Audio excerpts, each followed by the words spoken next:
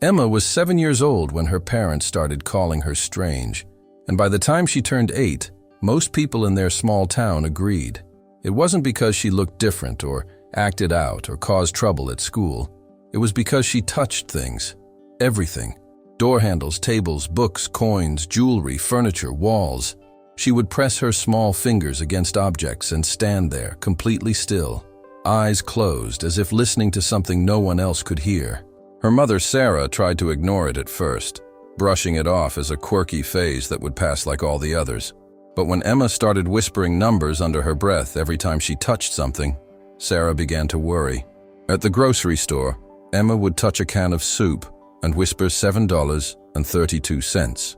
At the park, she pressed her hand against a bench and said it was worth $416. Her father, Mark, thought she was just making up stories, playing pretend the way kids do, until the day Emma touched his watch and said it was worth exactly $8,307. Mark had inherited that watch from his grandfather and had it appraised years ago when they were considering selling it to pay off some debt. The jeweler had valued it at $8,300, close enough to be unsettling, but Mark convinced himself it was coincidence, that Emma must have overheard them talking about it years ago and remembered. Children have strange memories sometimes. The real trouble started at school. Emma's teacher, Mrs. Patterson, called Sarah in for a meeting after Emma had disrupted art class by touching every single paintbrush and announcing their values one by one. The other children thought it was funny at first, then weird, then they started avoiding her. Mrs. Patterson suggested that Emma might benefit from seeing a counselor, that perhaps she was seeking attention in unusual ways. Sarah felt her face burn with embarrassment but agreed to think about it. That night, Sarah and Mark argued in the kitchen while Emma sat on the stairs listening. Mark said they were overreacting, that Emma was just imaginative, that they should let her be a kid. Sarah said that other parents were starting to talk, that Emma was becoming isolated, that something had to change. Emma heard her mother cry, which she had only done a few times before, and Emma decided right then that she would stop touching things in public. She would keep the numbers to herself. For 3 months, Emma kept her promise. She sat on her hands during class, wore gloves when she could get away with it, and learned to walk through the world without reaching out. Her parents seemed relieved. The phone calls from school stopped. But Emma felt like she was suffocating, like she was pretending to be someone she wasn't. The numbers were always there in her mind, calling to her from every object around her, and ignoring them made her head hurt. She started having trouble sleeping. She would lie awake at night thinking about all the things she hadn't touched that day, all the numbers she had refused to hear. It was like trying not to breathe, like holding back something fundamental about who she was. Her grades began to slip. She stopped raising her hand in class. She spent lunch periods alone in the library, running her fingers along the spines of books and feeling the numbers pulse through her fingertips where no one could see.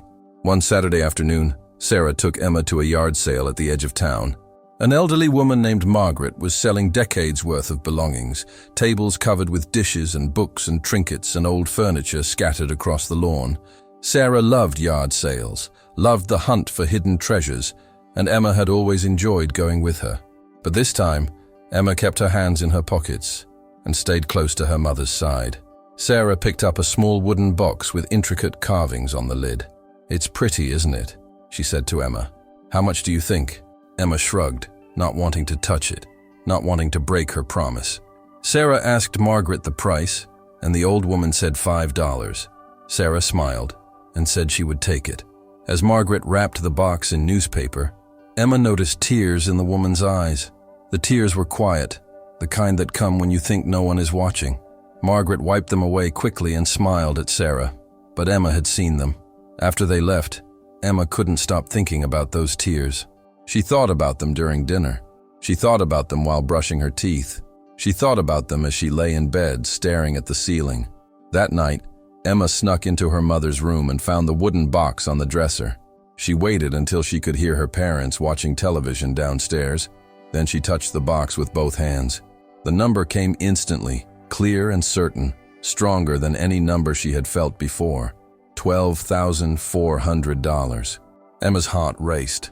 She had never felt a number that high from something so small. She knew immediately why Margaret had been crying. She ran downstairs and told her mother they had to take the box back, that they had to return it right away. Sarah looked at Mark with concern and asked Emma why. Emma said because it's worth $12,400 and Margaret needs it. Sarah tried to calm Emma down, said that the box was just wood and couldn't possibly be worth that much, that $5 was a fair price and the sale was done. But Emma started crying, something she rarely did, and said that Margaret was crying because she needed money and didn't know what she was selling.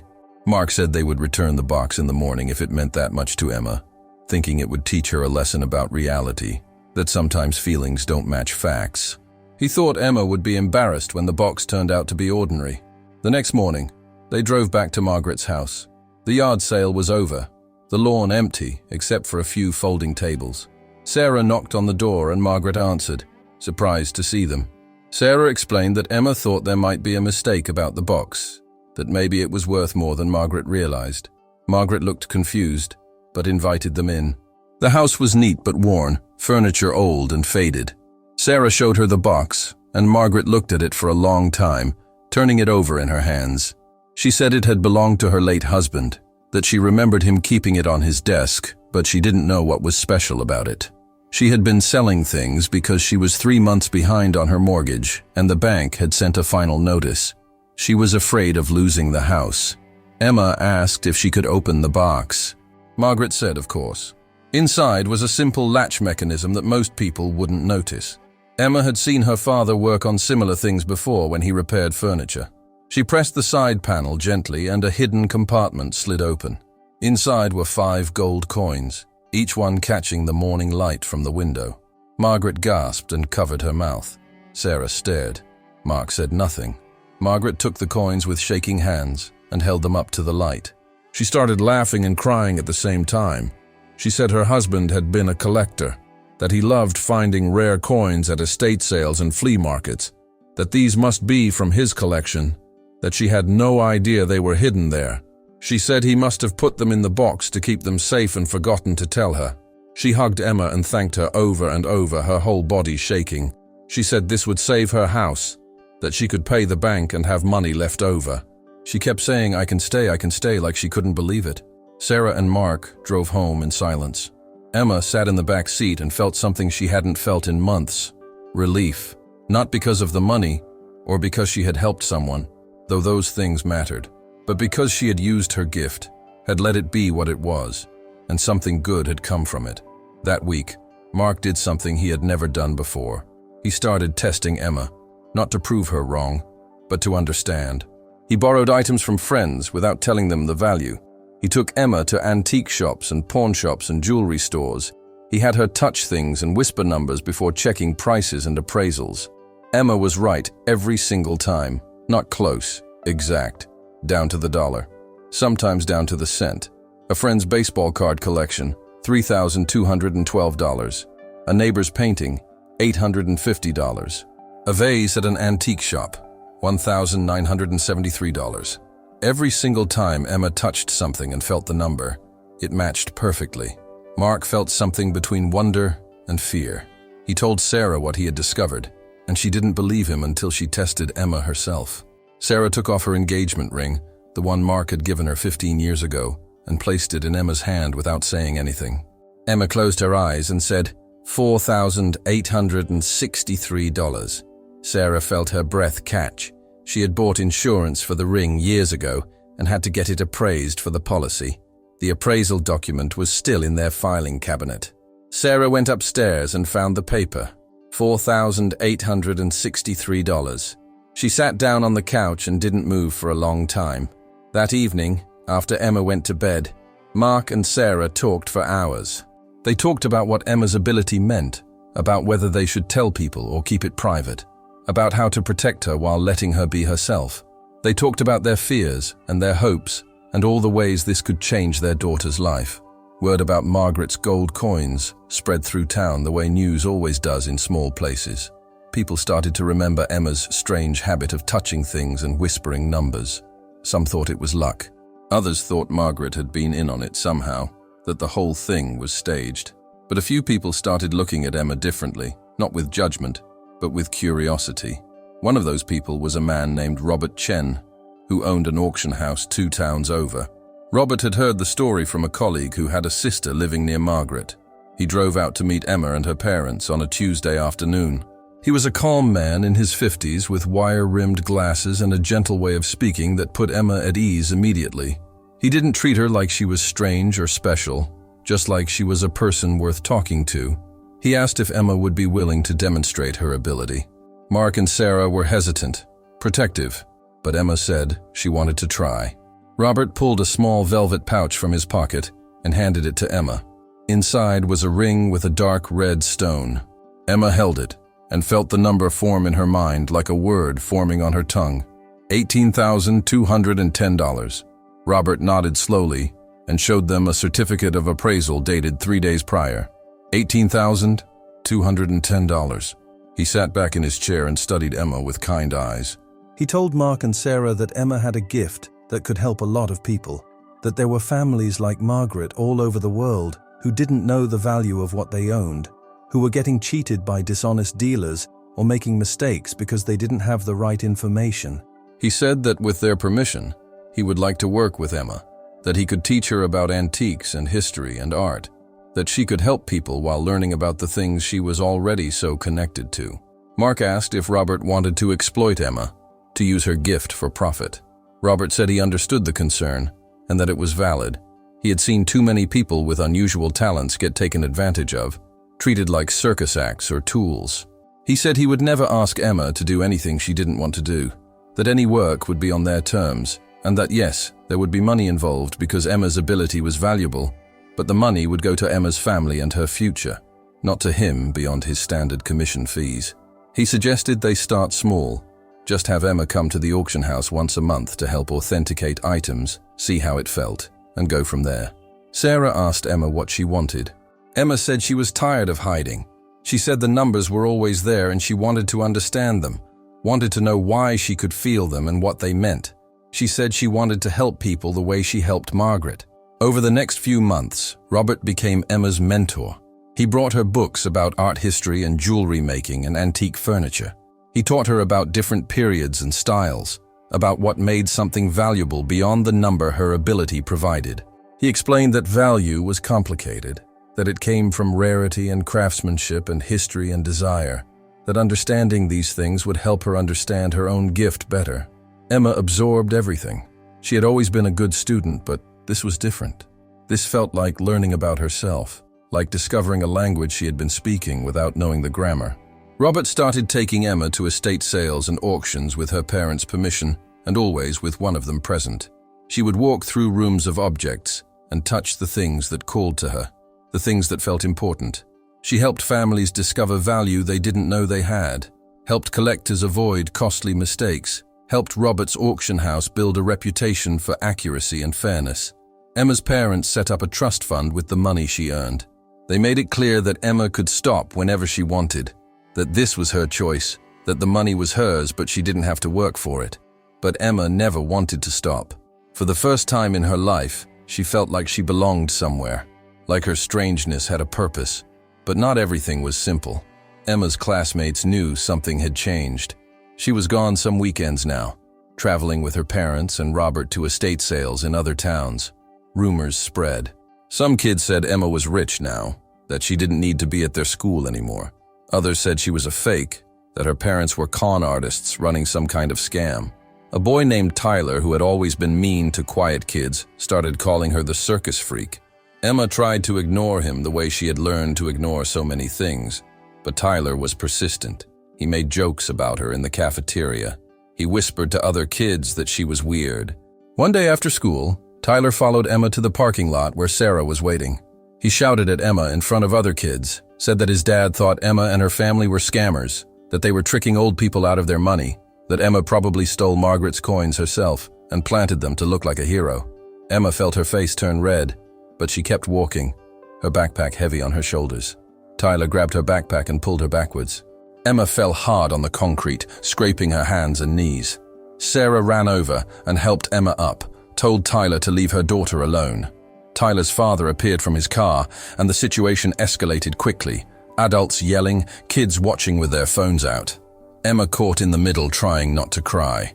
Tyler's father said Sarah should be ashamed of herself for exploiting a child, for making up stories about abilities that didn't exist. Sarah said Tyler's father should teach his son not to assault other children. The school principal had to get involved. That night, Emma told her parents she wanted to quit everything, wanted to go back to being normal, wanted the numbers to stop.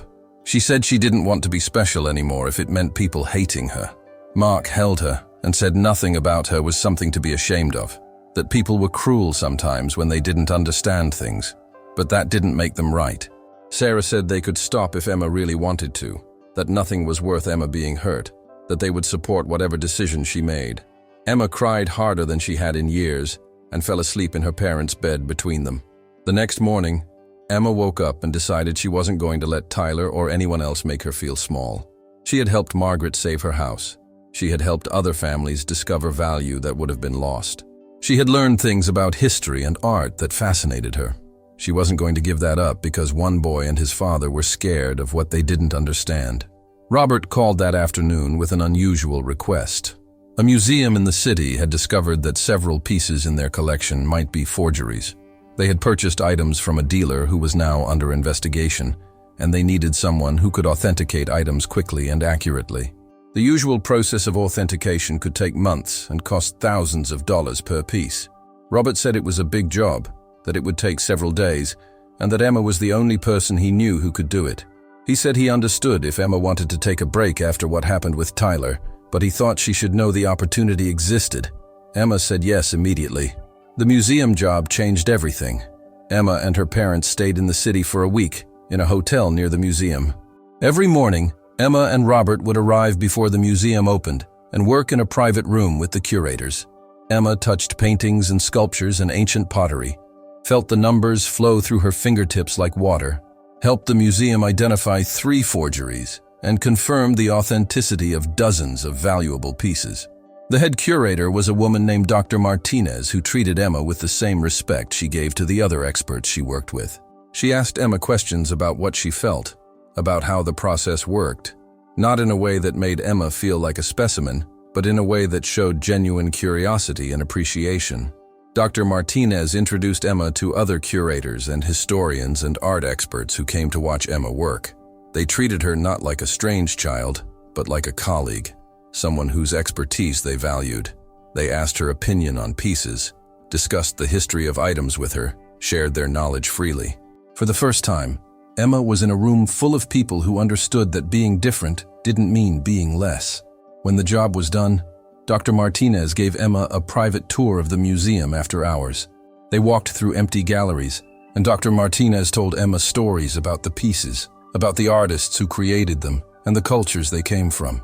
She told Emma that every object in the museum had value beyond money, that they were pieces of human history and creativity, and that Emma's ability to understand their monetary worth was valuable, but so was learning to appreciate their other kinds of worth. Emma listened and understood that her gift was just one way of seeing the world, that there were many kinds of value, and many ways of measuring what mattered. The museum director wrote a letter thanking Emma and her family, praising her remarkable gift and her professionalism. He sent a copy to Emma's school principal.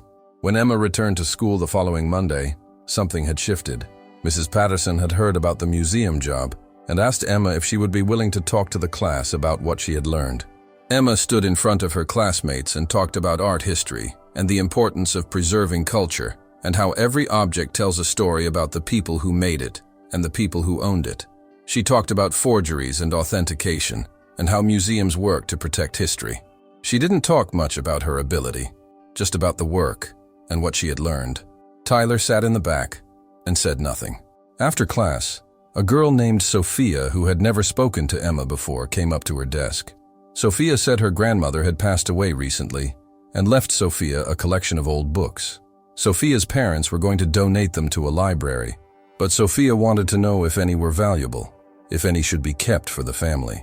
Emma said she would try to help. That weekend, Emma went to Sophia's house with her mother. Sophia's mother offered them tea and cookies and seemed nervous, like she was worried Emma would judge their home or think less of them. But Emma just smiled and asked to see the books. There were about 30 of them, old hardcovers with worn spines and yellowed pages. Emma touched each one carefully, feeling the numbers form.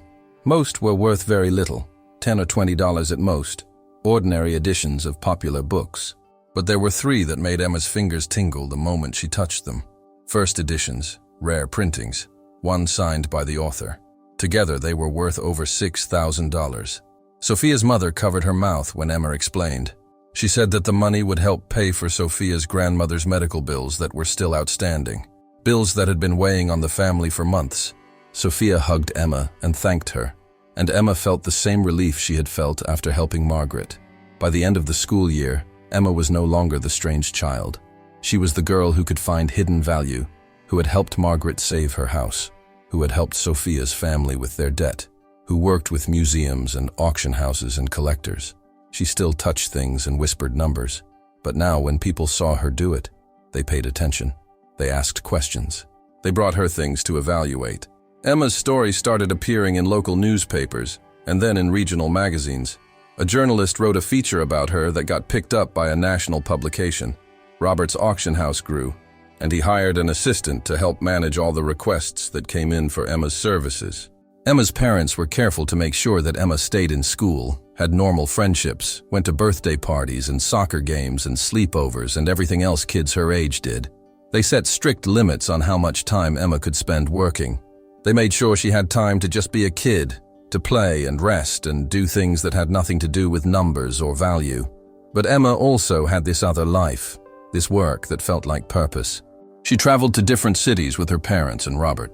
She met collectors and historians and families who needed help. She learned about different cultures and time periods and art movements. She discovered that the world was full of beautiful things and complicated stories, and people trying to hold on to pieces of their past. One evening when Emma was 9, she sat with her parents in the kitchen after dinner. Sarah asked Emma if she was happy, really happy, if this life they had built together was what she wanted. Emma thought about the question carefully, the way she thought about everything now. She said she used to feel like the numbers made her different in a bad way, like something was wrong with her that needed to be fixed. But now she understood that being different wasn't bad or good, it just was. She said she was grateful for her ability because it let her help people, but she was more grateful for her parents who never made her feel like she had to hide who she was, who protected her, but also let her grow. Mark said they were proud of her, not because of what she could do, but because of who she was, because she was kind and curious and brave. Emma smiled and reached across the table to hold their hands. She felt the warmth of their skin, the calluses on her father's palms from his work as a carpenter, the smoothness of her mother's fingers, and for once she didn't feel any numbers at all. Just love, just connection, just the feeling of being exactly where she belonged. The years that followed brought new challenges and new opportunities. Emma continued working with Robert, traveled to other cities and even other countries when she got older, learned about cultures and histories, and the endless ways humans create and value beauty. She met other people with unusual abilities through Dr. Martinez, none quite like hers, but all of them learning to navigate a world that didn't always understand them. A woman who could identify composers by hearing a single note.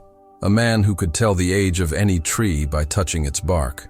A teenager who could predict weather patterns with uncanny accuracy.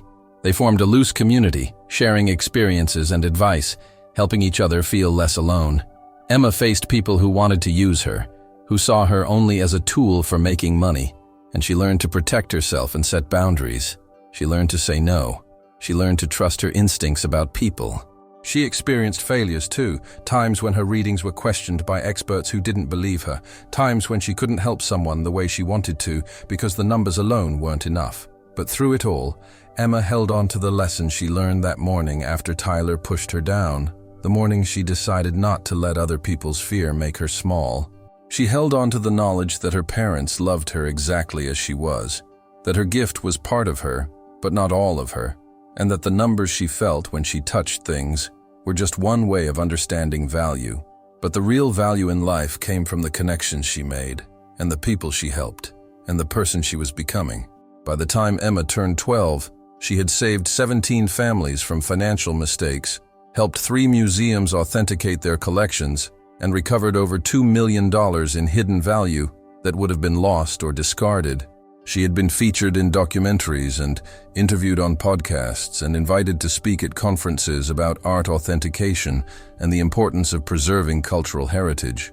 But if you asked Emma what she was most proud of, She would tell you about the wooden box with the hidden compartment, about Margaret's tears turning to laughter, about the moment she realized that her strangeness could be strength. She would tell you about her parents who saw her, really saw her, and loved what they found. She would tell you about Sophia and the books, about Dr. Martinez and the museum, about all the people who chose to understand instead of judge. And she would tell you that being different only made her strange to people who were afraid of things they didn't understand, but to everyone else, to the people who mattered, to the people who were willing to see beyond their own fear and limited vision of what was possible. It made her exactly who she was meant to be, exactly who she had always been, just finally free to touch the world and hear what it had to say. Emma learned that gifts come with responsibility, that having an ability others don't have means choosing carefully how to use it. She learned that some people would always doubt her, would always think she was faking or lucky or somehow cheating, and that their doubt said more about them than about her. She learned that the numbers she felt were accurate, but they weren't everything, that an object worth $10,000 might mean nothing to someone, and an object worth $10 might mean the world. She learned that value was both absolute and relative, both fixed and fluid, both measured and felt. She learned to trust herself, to listen to the numbers, but also to listen to her heart, to know when helping someone was the right thing to do, and when walking away was necessary. She learned about greed and generosity, about how some people hoarded beauty and others shared it freely, about how collections could be acts of love or acts of possession. She learned that history lived in objects, that every antique carried stories of the hands that made it and the hands that held it, that nothing was ever just a thing but always a piece of someone's life. Emma's gift didn't make her life easier. Not really. It made her different, and being different came with costs. She lost friendships with kids who couldn't understand her life. She missed school events because she was working. She carried knowledge that sometimes felt heavy, knowing the value of things when others didn't, seeing opportunities and mistakes that others couldn't see. But it also gave her purpose, connection, meaning. It gave her a way to help people at a time in their lives when they needed it most. It gave her access to beauty and history and culture that most people never get to experience up close. It gave her confidence in herself, in her perceptions, in her right to take up space in the world. When Emma turned 13, she wrote a letter to Margaret, the woman whose wooden box had changed everything. She thanked her for selling that box to her mother, for being kind that, even though she was struggling, for showing Emma that vulnerability and strength could exist in the same moment. Margaret wrote back and said that Emma had saved her life, not just her house, but her actual. So desperate, she said Emma's gift was a blessing, not just for everyone. Emma kept that letter in her desk drawer and read it whenever she felt discouraged, whenever the weight of being different felt too heavy, whenever she wondered if any of it mattered. The letter reminded her that it did matter, that she mattered, that the strange little girl who touched things and whispered numbers had grown into someone who changed lives. Emma's parents watched her grow with pride and love and occasional fear, the way all parents do when their children have abilities they don't fully understand. They made mistakes along the way. There were times they were too protective, and times they weren't protective enough. There were times they pushed her to work when she needed rest, and times they held her back when she needed to try. But they learned alongside her, and their love never wavered. They built a life together that honored Emma's gift while protecting her childhood, that allowed her to be special without making her feel separate, that gave her room to grow into whoever she was meant to become. And through it all, Emma kept touching things, kept feeling the numbers, kept helping people find value they didn't know existed. She kept learning and growing and discovering new aspects of her ability, new ways to use it, new reasons to be grateful for it. She kept being the girl who was called strange until she proved that strange was just another word for extraordinary, that different was just another word for needed, that unusual was just another word for rare and precious and exactly right.